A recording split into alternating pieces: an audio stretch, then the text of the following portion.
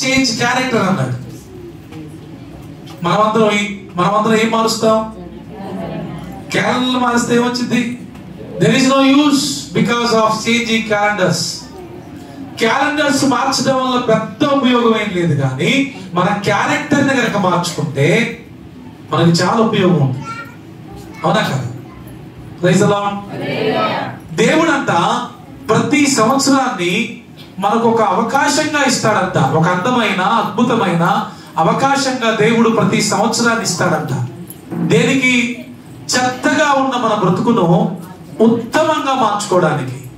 2024లో చెత్త, 2025లో ఉత్తమముగా మారాలి. అలా మార్చుకుంటామేమో అని దేవుడు మనకు ఒక అవకాశాన్ని ఇస్తాడంట. ఎంతమంది దేవుడిచ్చిన సమయాన్ని ఉపయోగించుకుంటున్నారు? ఎంతమంది దేవుడిచ్చిన సమయాన్ని సద్వినియోగం చేసుకుంటారు? మీ అందరికీ తెలుసుగా, అవకాశాలు ఎక్కువ వస్తాయా తక్కువ వస్తాయా? అవకాశాలు చాలా తక్కువ వస్తాయి. అవకాశం వచ్చినప్పుడే దాన్ని మనం ఉపయోగించుకోవాలి. అవకాశం దాటిపోయిన తర్వాత నువ్వెంత ప్రయాసపడినా ఏం ప్రయోజనం ఉండదు. సో ఇంతవరకు ఒకవేళ ఇన్ని సంవత్సరాలు నువ్వు దేవుడు నీకు ఇచ్చిన అవకాశాలను సద్వినియోగం చేసుకోలేకపోయావేమో. దేవుడు అందుకే నిన్ను ప్రేమించి నీకు మరొక సంవత్సరాన్ని ఇచ్చాడు. దేనికోసం? దీన్ని ఈ సంవత్సరాన్ని ఉపయోగించుకొని నువ్వు మారుతావని, నీ బ్రతుకును మార్చుకుంటావని. మోసాలు, అబద్ధాలు, దౌర్జన్యాలు, బూతులు, గొడవలు, అల్లర్లు, కొట్టుకోవడం, తిట్టుకోవడం, చంపుకోవడం, ఇవన్నీ మానేస్తావని దేవుడు ఇంకొక అవకాశం నీకు ఇచ్చాడు. వాస్తవానికి నీకు ఇంకో అవకాశం ఇవ్వాల్సిన అవసరం లేదు. చాలా మందికి అవకాశాలు కోల్పోతే వాళ్ళని టికెట్ బుక్ చేసి తీసుకెళ్లిపోయాడు. మనల్ని బుక్ చేయలేకనా, మనల్ని రమ్మనలేకనా, మనల్ని చంపేయలేకనా? సంఖ్యాకాండంలోనూ ద్వితీయోపదేశకాండంలోనూ ఏముంటది? బ్రతికించువాడను నేనే, మృతి నొందించువాడను నేనే. నా చేతిలో ఎవడు మిమ్మల్ని తప్పించలేడు. మనం తప్పించబడలేదు, గుర్తుపెట్టుకోండి. మనం బ్రతకలేదు, దేవుడు మనల్ని బ్రతికించాడు. మనం 2025వ సంవత్సరంలోకి మనం వచ్చామా, దేవుడు తీసుకొచ్చాడా? నిజంగా మీరు అబద్ధాలు కూడా చెప్పండి. ఎంతమందికి నమ్మకం ఉంది? నన్ను దేవుడే ఈ సంవత్సరంలోకి తీసుకొచ్చాడు, లేదా నేనే వచ్చాను? మీరు రారు, మీరు వచ్చేది ఉండదు. దేవుని మహాకృప దేవుడు ఈ 2025లో పడేశాడు, అంతే. అలనచిందులో పడేశాడు. చాలా మందిని అక్కడే ఆపేశాడు. బాబు ఇంక నీకు చాలు అని చెప్తే అక్కడితో సర్దుకున్న వారు చాలా మంది ఉన్నారు. మన బంధువుల్లో, మన స్నేహితుల్లో, మన రక్త సంబంధికుల్లో ఇంకా చాలు అంటే సర్దుకున్న వారు చాలా మంది ఉన్నారు. కానీ దేవుని మహాకృప, విలాప వాక్యాలు 3వ అధ్యాయంలో ఒక మాట చూడండి, 21వ వచనం అనుకుంటా. What is they?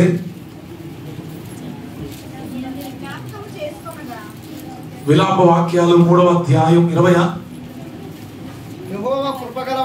రైట్, అదేనా? కరెక్టేనా? ఎంత? 22. 3:22 చదవండి. యెహోవా కృపగలవాడు, ఆయన వాత్సల్యత ఎడతెగక నిలుచుచున్నది గనుక మనము నిర్మూలము. మనం ఎందుకు నిర్మూలం అవ్వలేదు? మనం ఎందుకు ప్రాణాన్ని విడవలేదు? మనం ఎందుకు చనిపోలేదు? మనం ఎందుకు బ్రతికి ఉన్నామంటే మన మంచితనం కాదు, మన గొప్పతనం కాదు, మన భక్తి కాదు. ఏంటి? ఆయన కృప, ఆయన వాత్సల్యం మన ఎడల నిలిచి ఉన్నది కనుక ఇంకా మనము నిర్మూలము కాక ఉన్నాము, అంతే. విర్రవీగడానికి, గర్వించడానికి, మీసాలు తిప్పడానికి, కాళ్ళు ఎగరేయడానికి, తొడలు కొట్టడానికి ఏం లేదు. అంటే మనం కాదు ఇలా బ్రతికుండడానికి కారణం, మన దేవుడే కారణం. ఎందుకు దేవుడు ఇంకొక అవకాశాన్ని మనకి ఇచ్చాడంటే మన జీవితాలు మార్చుకోవడానికి, సరి చేసుకోవడానికి, దిద్దుకోవడానికి. మీరు ఇలానే గనక దిద్దుకోకుండా, మార్చుకోకుండా అలానే బ్రతికితే నువ్వైనా నేనైనా ఇంకొక అవకాశం దేవుడు ఇస్తాడనే గ్యారంటీ మనకి లేదు. సాయన్న మారాలి. 2025లో మారాలి. మారాలా లేదా? ఇది మార్పు చెందే ఇయర్ ఇది. మనం మారాలి. మారకపోతే మరణం మన కొరకు పొంచి ఉంది.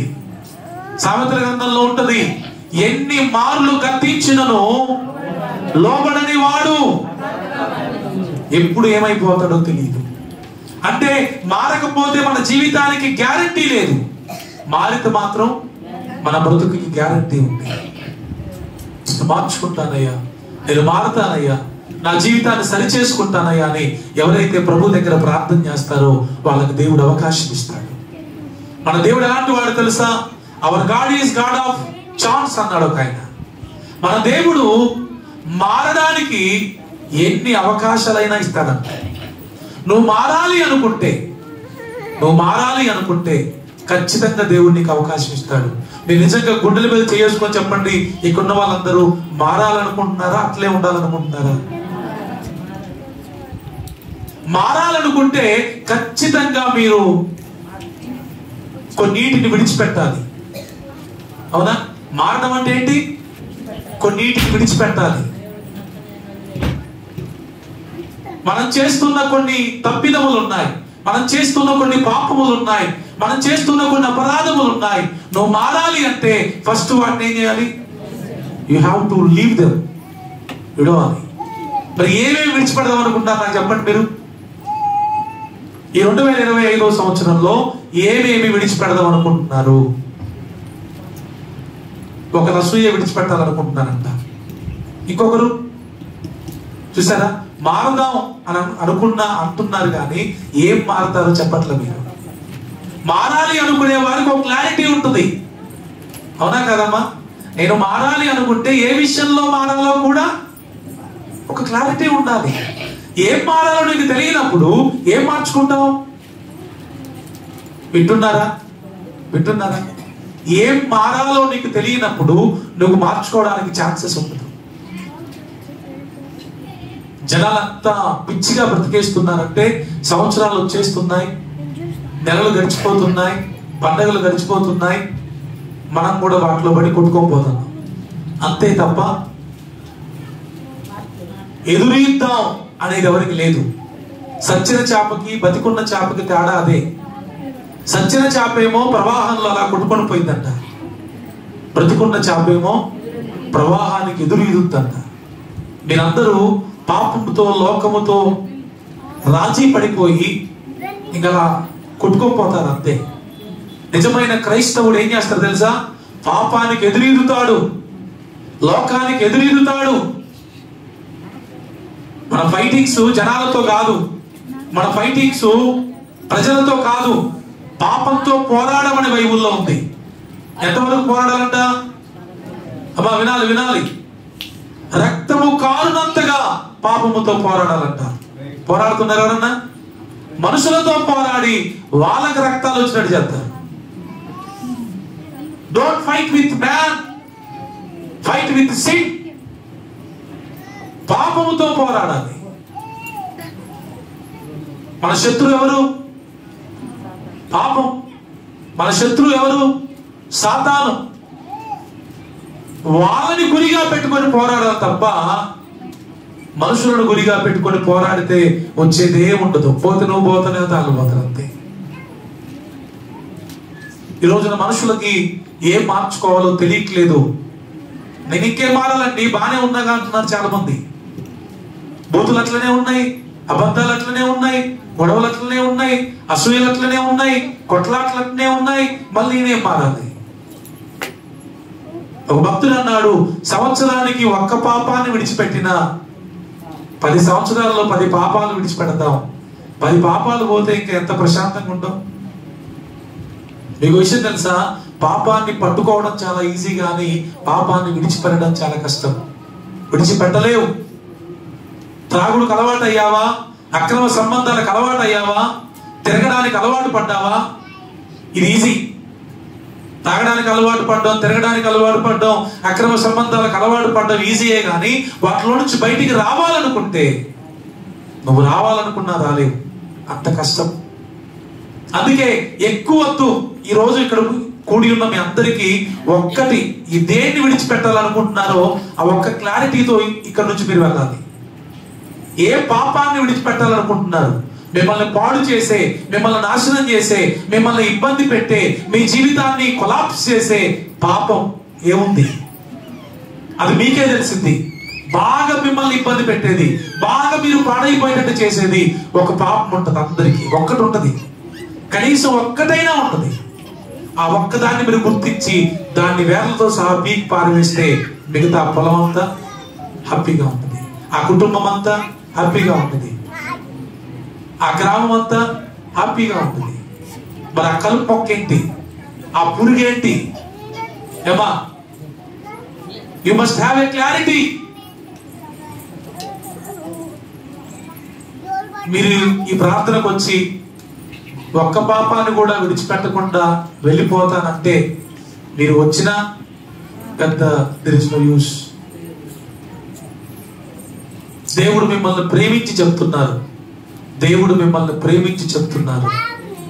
మిమ్మల్ని, మీ కుటుంబాలని కాపాడుకోవడానికి మీరు ఖచ్చితంగా పాపమును విడిచిపెట్టాలి. ఇంకో మాట ఉంది బైబిల్ గ్రంథంలో, సంఖ్యాకాలం ఉన్నది, నీ పాపమే నిన్ను పట్టుకొనును. వామ్మో, ఇది మామూలు విషయం కాదు. ఇది ఎవరో నిన్ను పట్టుకోవడం కాదు, ఎవరో నిన్ను నాశనం చేయటం కాదు. నీ పాపమే నిన్ను పట్టుకొని నీ జీవితాన్ని పతనం చేస్తుంది.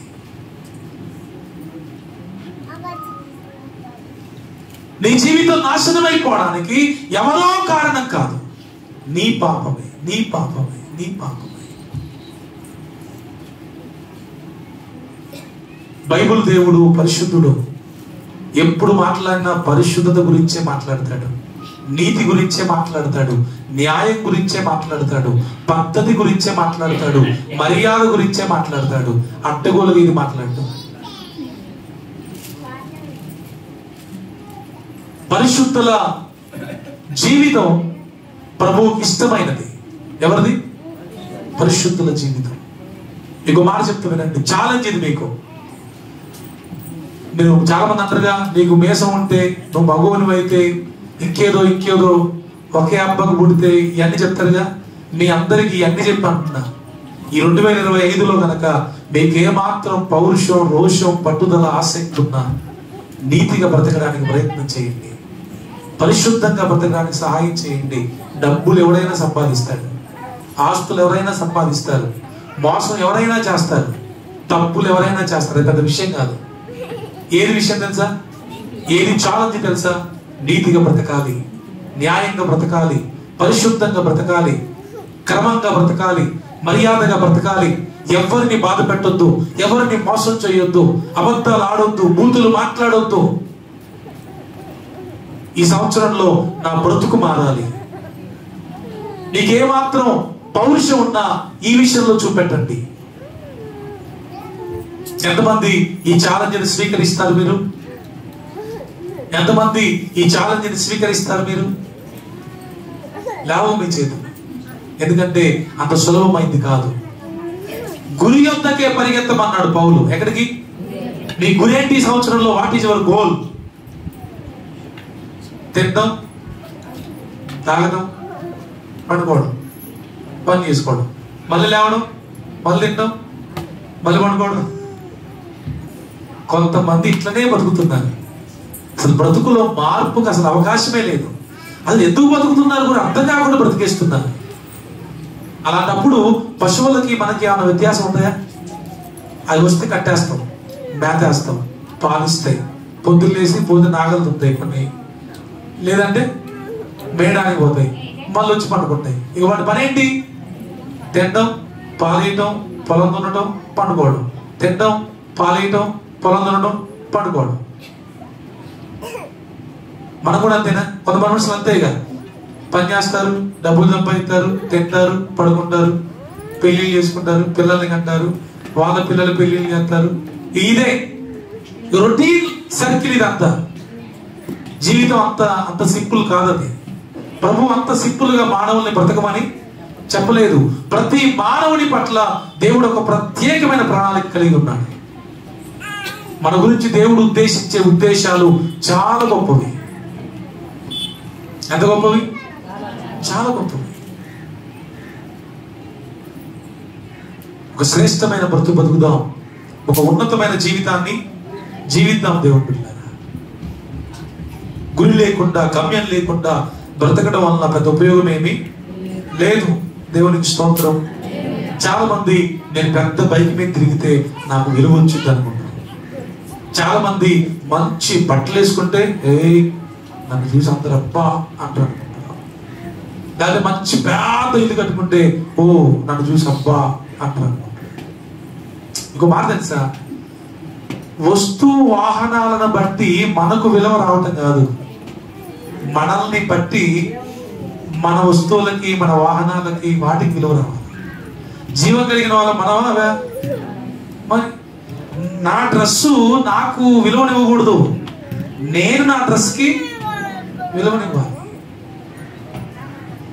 నేను పెద్ద బండి మీద పోతేనే ఇక పెద్ద గొప్ప, అందరు మర్యాద ఇస్తారా, విలువ ఇస్తారా? సైకిల్ మీద పోతే ఇవ్వరా?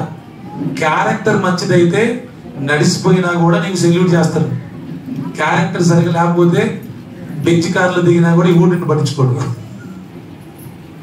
వస్తు వాహనాలను బట్టి మనకు విలువ రావాలనుకోకూడదు, మనల్ని బట్టి వస్తు వాహనాలకి విలువ రావాలని మనం అనుకోవాలి. ప్రైజ్ ది లార్డ్, హల్లెలూయా.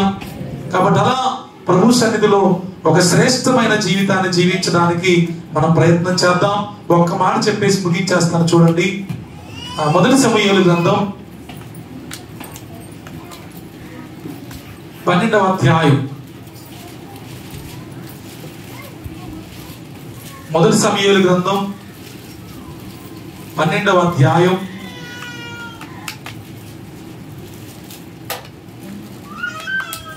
24వ వచనం. ఆయన మీ కొరకు ఎన్ని గొప్ప కార్యములు చేసినో అది మీరు తలంచుకొని మీరు యెహోవా యందు భయభక్తులు కలిగి నిష్కపటులై పూర్ణ హృదయంతో ఆయనను సేవించుట ఆవశ్యకం. చాలు. 25 కూడా చదవండి. మీరు చెడువారైతే తప్పకుండా మీరును మీ రాజును నాశనమగుదురు. అవుట్. మా బాగా వినండి, ఒక 10 minutes లో ముగించేస్తాం. రైటా? అందరూ వినాలి. దేవుడు మీ కొరకు ఎన్ని గొప్ప కార్యాలు చేసెనో అది మీరు తలంచుకోండి. ఫస్ట్ 2024వ సంవత్సరంలో, అమ్మ అందరు ఇక్కడ ఉన్నారా? నా వైపు చూడండి, పిల్లలు కూర్చున్నారా? 2024వ సంవత్సరంలో దేవుడు ఎన్ని గొప్ప కార్యాలు మీ అందరి జీవితాల్లో చేశాడో ఒకసారి తలంచుకోవాలి. తలంచుకోండి. కమా లెట్ us think. ఎన్ని చేశాడు? జనవరి 1వ తారీఖు నుంచి డిసెంబర్ 1 వరకు, నిన్నటి వరకు ఎన్ని అద్భుతాలు చేశారు, ఎన్ని స్వస్థత కార్యాలు చేశారు, ఎన్ని ప్రమాదాల నుంచి తప్పించారు, ఎన్ని గొడవల నుంచి విడిపించారు, ఎన్ని ఆర్థికమైన ఇబ్బందుల నుంచి విడిపించారు. చేశారా లేదా? ఇప్పుడు వీటన్నిటిని తలంచుకున్నాం కదా, దేవుడు మనకు మేలు చేశాడని మనకు అర్థమైంది కదా. మేలు చేసిన దేవునికి మనం ఏం చేయాలి? కృతజ్ఞతగా. దేవుడు మనకు మేలు చేశాడు కాబట్టే మనం బ్రతుకున్నాం. మేలు చేసిన దేవునికి కృతజ్ఞతగా మనం ఏం చేయాలి? ఏం చేయాలమ్మా? అర్థం కా అమ్మగారు చెప్పండి. ఏం చెయ్యొద్దా? ఏమన్నా చేయాలా? మరి ఏం చేయాలి? మీరెంత తెలియగలంటే చేయాలంటారు, మరి ఏం చేయాలని చెప్పండి. మీరు పూర్ణ హృదయంతో ఆయన్ని. సింపుల్. Is it simple? అక్కడే రాయబడి ఉంది, మీరు యెహోవా యందు ఫస్ట్ భయము భక్తి కలిగి ఉండాలి. నిజంగా దేవుడు నాకు మేలు చేశాడు కాబట్టి నేను ఈ సంవత్సరంలో బతికున్నానని కనుక నువ్వు నమ్మితే, అనుకుంటే, విశ్వసిస్తే ఫస్ట్ ఆ దేవుని యందు భయము భక్తి కలిగి ఉండాలి. ఉన్నాయండి అంటారు మీరు, ఉంటుదే. ఉంటే మీరు ఇటు ఉండరు. దేవుని యందు భయము భక్తి కలిగి ఉన్నోళ్ళు చాలా ప్రత్యేకంగా ఉంటారు. ఎందుకంటే దేవుని భయం, దేవుని భక్తి ఆ వ్యక్తిని ప్రత్యేకంగా బ్రతికేటట్లు చేస్తుంది. ముఖ్యంగా పాపం చేసేటట్లు చేయదు, తప్పు చేసేటట్లు చేయదు, దేవుని యందు భయభక్తులు కలిగి ఉంటే నీ జీవితం పరిశుద్ధంగా, నీతిగా, న్యాయంగా ఉంటుంది. దేవునికి మనం ఏమి ఇవ్వగలం? ఆయన చేసిన మేలుల కంటే ఇదిగో దేవుడు చెప్తున్నాడు, ఆయన యందు భయభక్తులు కలిగి, రెండోది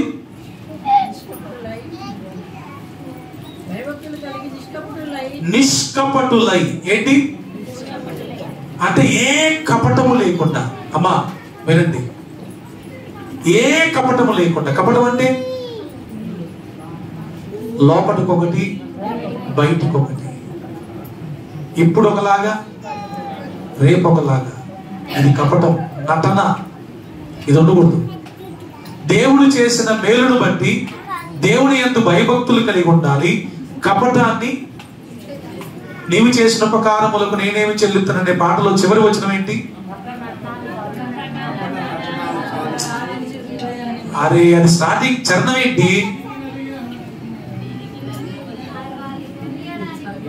తీయండి పాట లేదా? నీవు చేసిన ఉపకారములు, దాంట్లో లాస్ట్ చరణం కావాలి నాకు. విరిగి నలిగిన నా హృదయమర్పింతును, విరిగి నలిగిన బలియాగముగను నా హృదయమర్పింతును. కపట నటనాలు చాలించి హృదయాన్ని నీకిచ్చిన చాలునా. కపట నటనాలు చాలించి హృదయాన్ని. భక్తుడు దేవుణ్ణి అడుగుతున్నాడు, ప్రభువా ఇన్ని ఉపకారాలు చేశావు, ఇన్ని మేలులు చేశావు, ఇన్ని సహాయాలు చేశావు, నేను నీకేమిస్తే రుణం తీరుద్ది? వెలిగి నలిగిన హృదయాన్ని ఇవ్వనా నీకు? కపట నగ్నాలు చాలించి మంచి హృదయాన్ని నీకు ఇవ్వనా అని దేవుణ్ణి అడుగుతున్నాడు. వేలాది గొర్రెల్ని ఇవ్వాలా, పొట్యాలను ఇవ్వాలా? ఏం చేస్తే దేవుడు రుణం తీరుద్ది చెప్పండి? మీరు ఏం చేస్తే దేవుడు రుణం తీరుద్ది? ఏం చేసినా దేవుని రుణం తీరదు. కానీ దేవుడు మనల్ని శాసించేది విరిగి నలిగిన హృదయం, కపట నటనాలను తీసేసిన హృదయం ప్రభువుకి ఇస్తే ప్రభు హ్యాపీగా ఫీల్ అవుతాడు. నిష్కపటులై పూర్ణ హృదయముతో ఆయనను సేవించుట ఆవశ్యకము. అంటే తెలుసా? అవసరం, అది ఖచ్చితం. లేదు మేము అట్లుండం అని 15వ వచనంలాగా ఉంటే, మీరు కీడు చేయువారైతే తప్పకుండా మీరును మీ రాజును నాశనమగుదురు. ఈ 2025వ సంవత్సరంలో ఎవరికి కీడు చేయకండి. కీడు మనం చేస్తే మరలా అదే కీడు మన మీదికి వచ్చింది. కీడు చేయవాడు ఎప్పుడు సంతోషంగా ఉండలేడు. నువ్వు చేస్తున్న కీడును నీ దేవుడు చూస్తున్నాడు. చేతనైతే ఏం చేయాలి?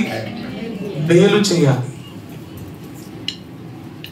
అద్భుతమైన మాటలు ఉంటాయి, మరి దొరుకుద్దో లేదో నాకు తెలియదు. నూతన సంవత్సరంలో తిమోతిలోనూ పేతురులోనూ ఉంటాయి అన్నమాట. ఒకసారి చూద్దాం, ట్రై చేద్దాం.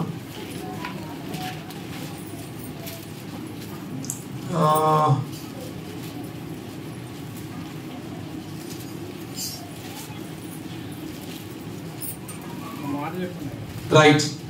పేతురు పత్రిక, మొదటి పేతురు పత్రిక 3వ అధ్యాయము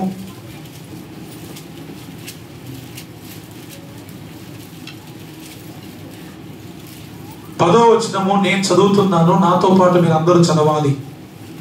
are you ready? Page number 216. Right, 1 2 3 start. జీవమును ప్రేమించి మంచి దినములు చూడగోరువాడు. ఆగండి ఆగండి, ఏం కావాలి మీకు ఇప్పుడు? జీవం కావాలా? అంటే బ్రతకాలా? ఆ బ్రతుకుడు ఎలా ఉండాలి?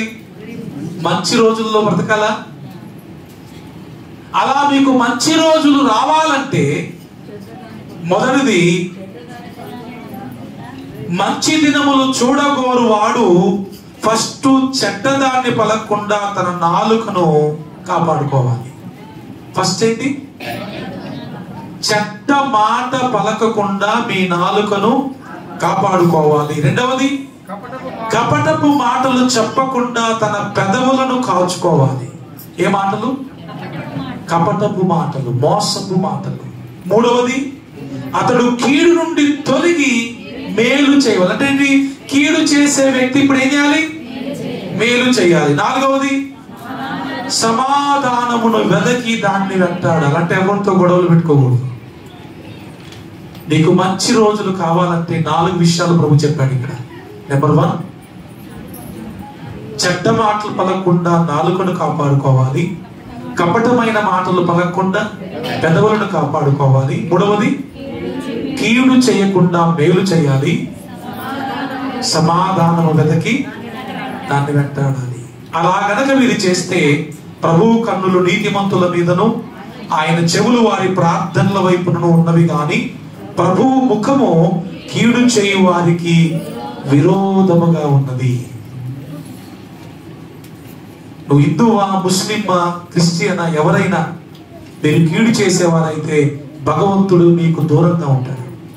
భగవంతుడు మీ వైపు చూడడు. మీరు ఇటు చూస్తే ఆయన అటు చూస్తాడు. అంటే విరోధం వచ్చింది మీకు. ఎవరి వైపు ఉన్నాయి ఆయన చెవులు? ఎవరి వైపు ఉన్నాయి ఆయన కన్నులు? నీతిమంతుల వైపు ఆయన కన్నులు ఉన్నాయి. నీతిమంతుల ప్రార్థనల వైపు ఆయన కన్నులు ఉన్నాయి. ఎవరు నీతిమంతులు? చెడ్డ మాట పలకని వారు, కపటపు మాట పలకని వారు, కీడు చేయని వారు, గొడవలు పెట్టుకోని వారు. వీళ్ళు నీతిమంతులు. వారు చేస్తే ప్రార్థన దేవుడు వెంటనే వింటాడు. ఇమ్మీడియట్లీ వచ్చేసి తప్పే. ఇమీడియట్ గా మీకు ప్రార్థనకి సమాధానం రావాలంటే, మంచి రోజులు మీరు చూడాలంటే ఇలా చేయండి. ఇవన్నీ చేయమంటే మాకు కుదరదు, మేము పంచాంగం చూపెట్టుకుంటాం, చేతులు చూపెట్టుకుంటాం, జాతకాలు చూపెట్టుకుంటాం, వాస్తులు పాటిస్తాం, ఇవన్నీ మార్చుకుంటాం అంటే మీ ఇష్టం, మార్చుకోండి. డబ్బులు దండగా వేస్ట్. మీరు మారకుండా మీరు ఏం మార్చుకున్నా దండగా. మీరు మారండి, మీతో పాటు అన్ని మారిపోతాయి. ఎందుకంటే మార్పు అనేది ఎక్కడో లేదు, ఎవరి చేతిలోనూ లేదు. It is in our hands. మన చేతుల్లో ఉంది. నా జీవితం బాగుండాలనుకుంటే ఈ సంవత్సరం నేను బాగుండాలి. ముందు కీడు చేయకుండా జాగ్రత్త పడాలి, చెడు చేయకుండా జాగ్రత్త పడాలి, పద్ధతిగా, నీతిగా, న్యాయంగా బ్రతకాలి. బ్రతకడం చేత కాకపోతే యేసయ్య సహాయం కోరుకొని నీ దండం పెడతాయా, నాకు మంచిగా బ్రతికే కృపలివయ్యా, ఆ శక్తి నువ్వు ప్రభువా. మీకు మాట చెప్తున్నానండి ఇక్కడ. ఒక వ్యక్తి లోకంలో మంచిగా బ్రతకలేడు. తన సొంత శక్తితో, సొంత బలముతో ఏ వ్యక్తి కూడా ఈ లోకంలో మంచిగా బ్రతకలేడు. ఎందుకంటే మన స్వభావం అది కాదు. మన స్వభావం పాపం, మన నైజం తప్పు చేయడం. అందరూ పాపము చేసి దేవుడు అనుగ్రహించి మహిమను పొందలేకపోతున్నారు. నీతిమంతుడు లేడు, ఒక్కడునూ లేడు. అయితే ప్రభు మనకున్నాడు. నీతిగా బ్రతికే శక్తిని ఇస్తాడు, పరిశుద్ధంగా బ్రతికే శక్తిని ఇస్తాడు, యథార్థంగా బ్రతికే దైవ శక్తిని ఇస్తాడు. ఏ శక్తి కావాలి? దైవ శక్తి. అదే పరిశుద్ధాత్మ శక్తి, దేవుని శక్తి. ఆ శక్తిని కనుక మనం పొందుకుంటే ఎట్లాంటి పాపాన్నైనా ఇట్టే వదిలిపెట్టేస్తాం. దుష్టుడు మనకి ఎంత ఆఫర్ ఇచ్చినా సారీ అని చెప్తాం. హల్లెలూయా, ప్రైజ్ ది లార్డ్. బైబిల్ గ్రంథంలో యోసేపు అనే ఒక వ్యక్తి ఉన్నాడు. మంచి అందగాడు, యవనస్తుడు. దాసుడిగా ఒక ఇంట్లో పని చేస్తా ఉంటే ఆ ఇంటి యజమానురాలు ఆ యవనస్తుడి మీద కన్ను వేసింది. కన్న తల్లిలాగా చూసుకోవాల్సిన కామాత్మురాల ఏం చేసింది? కొడుకులాగా చూసుకోవాల్సిన అతన్ని కామంతో నిండిపోయి అతని మీద కన్నేసి రోజు తనతో పాపం చేయమని బలవంతం చేస్తా ఉంటే ఆయన వద్దండి, నేను చేయనండి, ఇది మంచిది కాదండి, నా దేవుడు దీనికి ఒప్పుకోడండి అని తప్పించుకొని తిరుగుతా ఉంటే ఒక రోజున ఇంట్లో ఎవరూ లేని చూసి తలుపులు వేసేసి రివర్స్ ఆయన్ని రేపు చేయబోయింది. జనరల్గా మగవాళ్ళు ఆడవాళ్ళు రేపు చేస్తారు కదా, ఇక రివర్స్ ఏమో ఆయన రేపు చేయబోతే చొక్కా అంతా వదిలేసి తలుపు బద్దలు కొట్టుకుని పారిపోయాడు తప్ప పాపం చేయడానికి అవకాశం ఇవ్వలేదు. ఆయన దేవుడా మానవుడా? మానవుడే గాని దేవుని శక్తిని కలిగిన మానవుడు. అందుకే ఆయన ఈ రోజున నీతిమంతునిగా పరిశుద్ధునిగా లేఖనాల్లో రాయబడ్డాడు. తప్పు చేయడం సులభం సార్, ఏది కష్టం తెలుసా? తప్పు చేయకుండా ఉంటాం. ఇంకోటి ఏంటి తెలుసా? మన దగ్గరికి తప్పు చేసే అవకాశం వచ్చినా కూడా మనం చేయకుండా నిలబడతాం చూడండి, అది గొప్పతనం. లంచం తీసుకునే అవకాశం వచ్చింది, ఏం చేయాలి మనం? we have to say no, నాకు వద్దు అనాలి. అబద్ధం ఆడే అవకాశం వచ్చింది, కానీ ఏం చేయాలి? నో, నేను అబద్ధం ఆడను అని చెప్పాలి. అది గొప్పతనం. అవకాశం రాకపోతే తప్పు చేయడం పెద్ద విషయం కాదు, కానీ అవకాశం వచ్చినా కూడా తప్పు చేయకుండా నిలబడడం అనేది దేవుని కృపను బట్టి కలిగేది. ఈ ఉదయం మీ అందరికీ దేవుడు ఆ శక్తిని ఇవ్వాలని కోరుకుంటున్నాడు. మీరు అడిగితే ప్రభు ఇస్తాడు. ఆ శక్తిని ప్రభు కృపను బట్టి నేను పొందుకుంటూ ఉంటున్నాను కనుక ప్రభు కృపలు అలా ముందుకు వెళ్ళిపోతా ఉన్నాను. నాకు ఇచ్చిన దేవుడు మీకు కూడా ఆ శక్తిని ఇస్తాడు. మీరు కూడా ఆ శక్తిని పొందుకుందాం. ఈ నూతన సంవత్సరంలో కొత్త జీవితాన్ని ప్రారంభిద్దాం. ప్రభు అలాంటి కృప మనందరికీ అనుగ్రహించుకుందాం. ప్రార్థన చేసుకుందాం. ఎక్కడ వాళ్ళు అక్కడే లేవకండి, కళ్ళు మూసుకోండి, అందరూ కళ్ళు మూసుకోండి. 2 నిమిషాల్లో